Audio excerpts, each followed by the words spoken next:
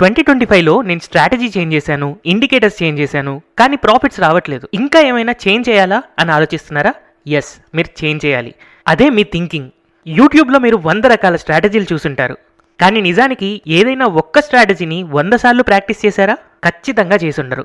అందుకే ఇప్పటికైనా మీరు మీ థింకింగ్ని మార్చుకోవాలి అని అనుకుంటే దానికి హెల్ప్ చేయడానికి 2026 కంటే ముందు ప్రతి ట్రేడర్ చదవాల్సిన టాప్ 3 బుక్స్ గురించి నేను ఈ వీడియోలో ఎక్స్ప్లెయిన్ చేయబోతున్నాను. అందులో book number 1 reminiscence of a stock market operator. ఈ బుక్ గురించి రాకేష్ జుంజున్వాలా, విజయ్ కేడియా చాలా సార్లు ఇంటర్వ్యూస్ లో కూడా మెన్షన్ చేశారు. యాక్చువల్ గా ఈ బుక్ లో ఎలాంటి ఇండికేటర్స్ లేవు, సెటప్స్ లేవు, కానీ ఏముందో తెలుసా? మార్కెట్ లో సర్వైవ్ అవ్వడం ఎలా.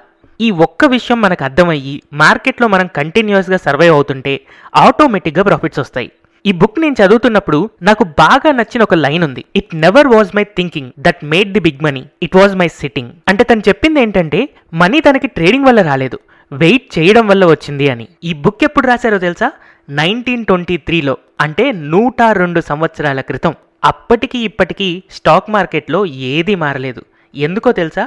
ట్రేడింగ్ అంటే 90% సైకాలజీ, కేవలం 10% మాత్రమే టెక్నికల్ అనాలిసిస్.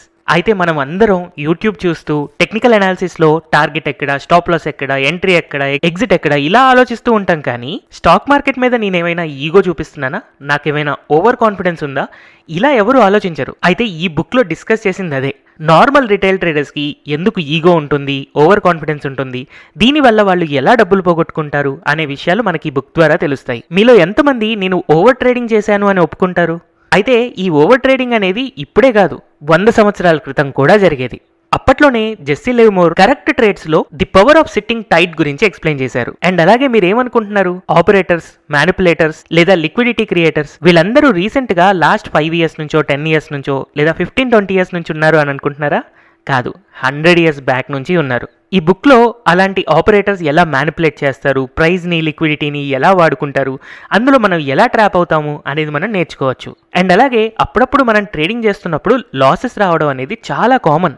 ఏ ట్రేడ్లో అయినా లాస్ రావడం అనేది మన ఫెయిల్యూర్ కాదు. మన లైఫ్లో హ్యాపీనెస్, సాడ్నెస్ రెండూ ఎలా ఉంటాయో అలాగే ప్రతి ట్రేడర్కి ప్రాఫిట్స్, లాసెస్ రెండూ ఉంటాయి. కానీ ఆ లాస్ని ఎవరైతే కామన్ అని అర్థం చేసుకున్న ట్రేడర్ ఉంటారో తను చాలా పేషెన్సీతో ప్రాఫిటబుల్గా ఉంటారు. అది అర్థం కాని వాళ్ళు రివెంజ్ ట్రేడ్స్ చేస్తూ డబ్బులు పోగొట్టుకుంటూ ఉంటారు. ఈ సైకాలజీ మీకు అర్థం అవ్వాలి అని అనుకుంటే మీరు ఈ reminiscence of a stock operator book ఖచ్చితంగా చదవాలి. నెక్స్ట్ మీరు అందరూ చదవాల్సిన చాలా చాలా important book thinking fast and slow.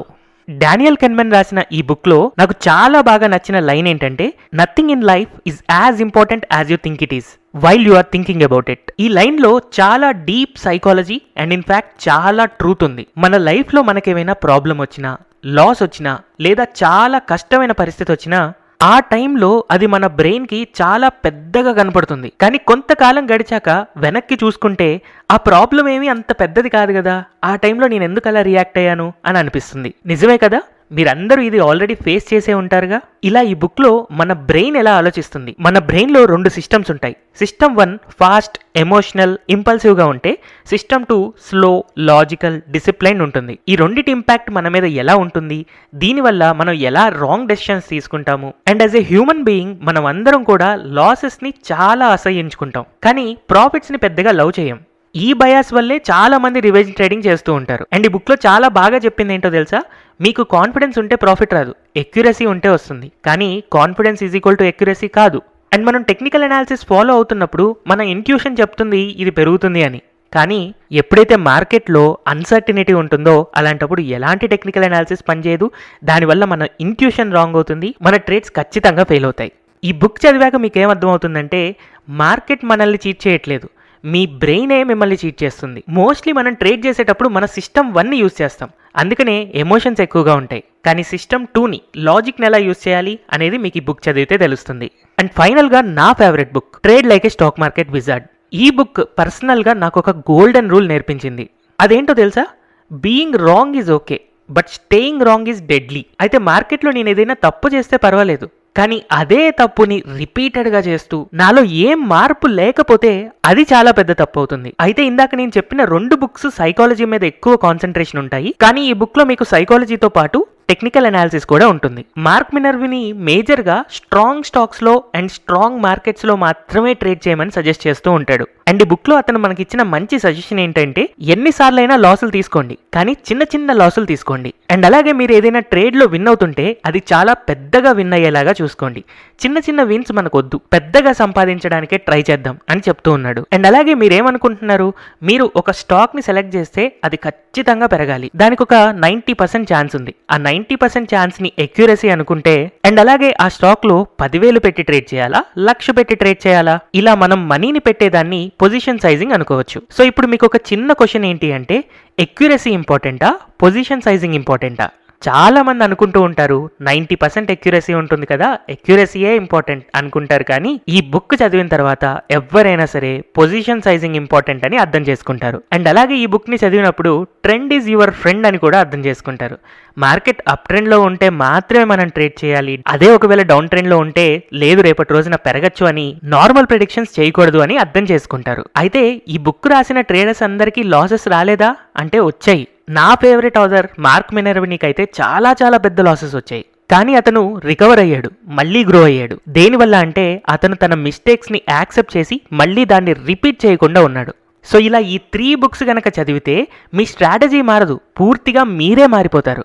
మార్కెట్లో ఇండికేటరా సెటప్పా ఏది గొప్ప కాదు, మీ మైండ్ సెట్టే గొప్ప. ఈ వీడియోలో నేను చెప్పిన బుక్స్ చదివిన తర్వాత నా మైండ్ సెట్ కూడా చాలా మారిపోయింది. అప్పుడే నాకు అనిపించింది ఇండియన్ స్టాక్ మార్కెట్ కి వర్కౌట్ అయ్యేలాగా ట్రేడర్స్ కి హెల్ప్ అయ్యే బుక్ ఒకటి తెలుగులో రాస్తే ఎలా ఉంటుంది అని. అందుకే నేను decode the market the smart money blue print అని తెలుగులో ఒక ఈ బుక్ రాశాను. అయితే ఇందులో నేను ఎలాంటి ఇండికేటర్స్ గురించి డిస్కస్ చేయలేదు, కేవలం ఇన్స్టిట్యూషన్స్ ఎలా ఆలోచిస్తారు అనే మైండ్ సెట్ గురించి చెప్పాను. అయితే నా బుక్ లో నాకు నచ్చింది ఏంటి అంటే, నా బుక్ లో ఎక్కడా కూడా నేను కోట్లు సంపాదించచ్చు అని ఏ సక్సెస్ స్టోరీస్ చెప్పలేదు. కేవలం ఒక రిటైల్ ట్రేడర్ ఎక్కడెక్కడ తప్పులు చేస్తాడు, ఆ తప్పులు చేయడం వల్ల ఎక్కడ ట్రాప్ అవుతారు, ఆ ట్రాప్ అయ్యే ప్లేసెస్ ని మనం ఎలా ఫైండ్ అవుట్ చేసుకుని వాటిని రివర్స్ లో యూజ్ చేసుకోవాలి అనేది ఎక్స్ప్లెయిన్ చేశాను. ఎందుకంటే స్పెషల్లీ నిఫ్టీ, బ్యాంక్ నిఫ్టీ వాటిల్లో ట్రేడ్ చేసేటప్పుడు రిటైల్ ట్రేడర్స్ ఎక్కడైతే మిస్టేక్ చేస్తారో దాన్ని యూజ్ చేసుకుంటూనే ఇన్స్టిట్యూషన్స్ సంపాదిస్తూ ఉంటారు. అదే ఇన్స్టిట్యూషన్స్ ని ఫాలో అవ్వడమే మనకి స్మార్ట్ మనీ కాన్సెప్ట్స్. ఈ బుక్ ని కూడా ఏదో టెక్నికల్ అనాలిసిస్ లేదా ఇండికేటర్ సంబంధించిన బుక్ లాగా కాకుండా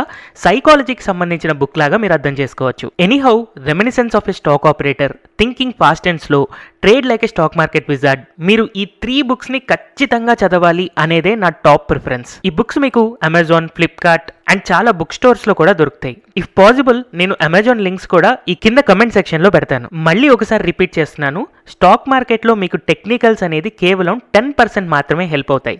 రిమైనింగ్ 90% మీరు ప్రాఫిటబుల్ అవ్వాలి అని అంటే హెల్ప్ చేసేది మాత్రం మీ సైకాలజీనే. అందుకే ఈ 2025 అయిపోయే లోపు దాన్ని బెటర్ చేసుకోవడానికి ట్రై చేయండి. హోప్ ఈ వీడియో మీకు చాలా ఇన్ఫర్మేటివ్ గా ఉంది అని అనుకుంటున్నాను.